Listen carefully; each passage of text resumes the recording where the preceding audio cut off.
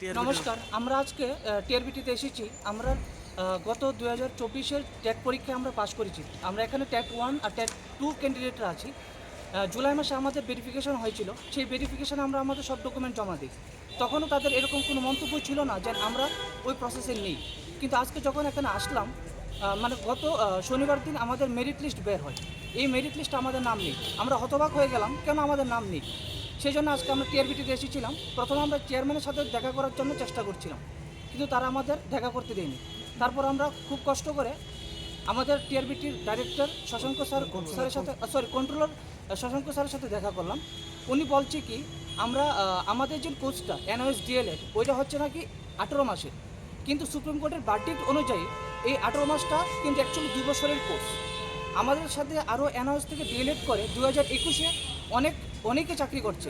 আর এটা আমাদের প্রধানমন্ত্রী নরেন্দ্র মোদীর সহায়তায় এই কোর্সটা চালু হয়েছিল 2017 সালে। এবং এখানে আমাদের ইন্ডিয়াতে 11.5 লক্ষ লোক ওই ডিএলএড কোর্স করে এখনও বিভিন্ন স্কুলে চাকরি করছে, কেন্দ্রীয় বিদ্যালয়ে চাকরি করছে। ইভেন আসাম, তারপর ওয়েস্ট বেঙ্গল, তেলেঙ্গানা, বিহার, উত্তরপ্রদেশ, তারাও এই ডিএলএড কোর্সের মাধ্যমে চাকরি করছে। ইভেন আমাদের ত্রিপুরাতেও 2021-এর তারা এখন চাকরি করছে। 2018 সালেও তারা এই কোর্সের মাধ্যমে তারা অ্যাপয়েন্টমেন্ট পেয়েছিল। এবং 2022-এ যারা পাশ করেছিল তারাও ট্যাক্স সার্টিফিকেট পেয়েছে এবং তাদের কেস এখন হাইকোর্টে চলছে। কিন্তু আজ আমাদের সার্টিফিকেট পর্যন্ত দেওয়া তারা রাজি হচ্ছে না। আমরা এখনও বুঝতে পারছি না এরকমটা কেন হচ্ছে। আমাদের সবার কাছে অনুরোধ, আমাদের মুখ্যমন্ত্রী মানিক শাহর কাছে একটাই অনুরোধ রাখবো, যাতে আমাদের সাহায্য করুন, আমাদের চাকরিটা বাঁচান, আমাদেরকে চাকরিটা দিন। নাহলে আমরা পথে চলে আসবো। আমরা বেসরকারি বিভিন্ন বিদ্যালয়ে চাকরি করি, আমরা খুব কষ্ট করে এই চাকরির জন্য পড়াশোনা করেছি। যদি আপনারা যদি চাকরিটা না দেন, আমরা পথে চলে আসবো। সবাইকে অনুরোধ করছি, আমাদের সাহায্য করুন। আপনারা কোন পথের জন্য নিয়োগপত্র দিয়েছিলেন? আমরা টিআরবিটি আন্ডারে ট্যাট 1 এক্সামে এবং ট্যাট 2 এক্সাম আমরা পাস করেছি। আমরা 60 জনের উপর ক্যান্ডিডেট আছি, কিন্তু আমাদের কারোরই এনওএস ডিএলএড থেকে যারা নাম দিয়েছে তাদের কারোরই মেরিট লিস্টে নাম নেই। কোন বিষয়ের উপরে শিক্ষকতার জন্য? আমরা ট্যাট 2 সায়েন্স এবং আর্টস থেকে আমরা করেছি। এটা মানে আমরা যখন আজকে আসি শশাঙ্ক স্যারের সাথে যখন কথা বলি, তখন উনি প্রথমেই বলেছেন যে আমরা 18 মান্থের কোনো কোর্সকে আমরা অ্যালাউ করি।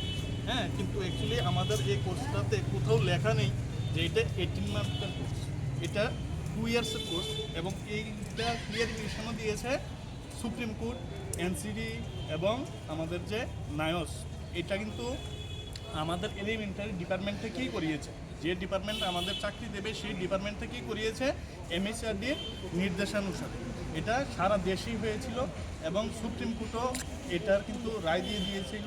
এবং আমাদের টিআরবিটিতেও যারা অলরেডি চাকরি করছে এই কোর্স করে, হ্যাঁ, এটা আমাদের স্যার যখন বললো আসাতে যে এটা 18 মান্থের কোর্স, তো আমরা যখন স্যারকে বলি স্যার এটা তো 18 মান্থের না, সুপ্রিম কোর্ট বলে দিয়েছে এখানে, আমাদের কাছে অর্ডার কপি আছে যে এটা 2 ইয়ার্সের course, 18 month equivalent to 2 years. এবং আমাদের সার্টিফিকেটও কোথাও লেখা নেই। কিন্তু স্যার বলছে না। আমরাও যখন বললাম স্যার তাহলে আপনি মানে একটা লিখিত দিন যে আপনি সুপ্রিম কোর্টের ভার্ডিক্ট মানছেন না বা আমাদের এটা 18 মান্থের কোর্স, তখন স্যার বললো না আমরা কোনো লিখিত দিতে বাধ্য না। তো আমরা এখন কী করব? আমরা যে আইনি লড়াইয়ে যাব, আমাদের তো একটা লিখিত লাগবে, আমাদের তো এটাও দিচ্ছে না উনি। হ্যাঁ, অথচ এই কোর্স দিয়েই আমাদের ত্রিপুরাতেও চাকরি করছে, আমাদের সাথেই অনেকে আছে চাকরি করছে। 21-এ মানে টেট পাস করেছে, 22-এ অ্যাপয়েন্টমেন্ট লেটার পেয়েছে, 18 অনেক ক্যান্ডিডেট আছে। কিন্তু ওনারা মানতে নারাজ, শুধু মুখের কথায়, আমাদের কোনো কাগজও দিচ্ছেন না, যেটা সারা দেশেই ভ্যালিড এবং সারা দেশেই চাকরি হচ্ছে। কেবিতে পর্যন্ত সিটেট দিয়ে অনেক ক্যান্ডিডেট চাকরি পেয়েছে এবং এখনও পাচ্ছে। অথচ আমাদের ত্রিপুরার ক্ষেত্রে আলাদা। তারাই যখন আগে চাকরি দিয়েছে, আমরা যখন আগের কথা বললো যে আগেরটাও ওনারা বলতে পারে না, আগে তো ওনারাই ছিলেন বা ওনারা রুট মানে বদলাতে পারে, চেয়ার তো সেমই থাকে, হ্যাঁ, পদ তো সেমই থাকে। তো কতজন ক্যান্ডিডেট আপনার? আমরা 60 জনের মতো আছি এবং যারা সর্বশিক্ষারও আছে প্রায় 21 জনের মতো আমরা যতটুকু খবর পেয়েছি। তাছাড়া ওই মানে এমএসআরডির অর্ডার মতেই অনেকে ইগনু থেকে করেছে। তো আমরা যেটা স্যার বললো ইগনু তারা তো কনসিডার করেনি। এখন আপনাদের আবেদন কি? আমাদের আবেদন সারা দেশের মতো এবং সুপ্রিম কোর্টের অর্ডার মোতাবেক বা আমাদের রাজ্যেরও যারা এখনও এই কোর্স করে চাকরি পেয়েছে তাদের মতো আমাদেরও যেন মানে নিযুক্ত করে আমরা সেই কাজে নিযুক্ত হতে চাই এবং আমাদেরও যেন সার্টিফিকেট ইস্যু করে। আমরা অনেক কষ্ট করে পড়াশোনা করে আমরা এই কোর্সটা কমপ্লিট করেছি, আমরা যেন তার মানে ফলাফলটা পাই। যে কোর্সটা করেছেন কোর্সটার নাম কি আসলে? এটা D.El.Ed course. D.El.Ed course DLED কোথায় থেকে করেছিলেন? এটা আমাদের তো এই যে এলিমেন্টারি ডিপার্টমেন্ট এখান থেকেই করিয়েছে।